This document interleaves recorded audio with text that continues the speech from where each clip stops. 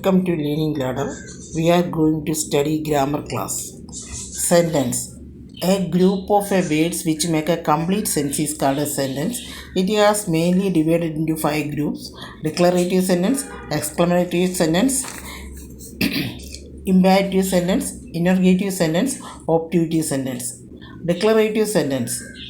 These sentences make a declare in the form of a statement and an opinion, suggestion, power, or a universal truth. These can be negative or positive, but always end with a full stop. Declarative sentence is mainly divided into two types: negative and positive sentence. Sentence എന്ന് വെച്ച് കഴിഞ്ഞാൽ A group of A words, ഒരു കൂട്ടം വാക്കുകൾ ചേർന്ന് ഒരു വാചകം ഉണ്ടാകുന്നു. അതിനെയാണ് വാചകം എന്ന് പറയുന്നത്. ഒരു കൂട്ടം വാക്കുകളാണ് ചേർന്നാണ് ഒരു വാചകം ഉണ്ടാകുന്നത്. ആ വാചകത്തിനെയാണ് നമ്മൾ സെൻറ്റൻസ് എന്ന് പറഞ്ഞത്. ആ സെൻറ്റൻസിനെ നമ്മൾ പൊതുവെ 5 തരംതിരിച്ചിരിക്കുന്നു. ഒരുപാടെണ്ണം ഉണ്ട്, എങ്കിലും മെയിനായിട്ടുള്ളത് മുഖ്യമായിട്ട് 5 തരംതിരിച്ചിരിക്കുന്നു.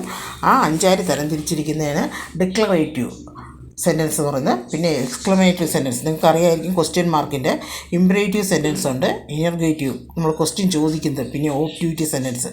ഇനി ബാക്കി ഇതിനെക്കുറിച്ച് കൂടുതൽ വിവരിച്ച് അടുത്ത ക്ലാസ്സിൽ പറഞ്ഞു തരാം.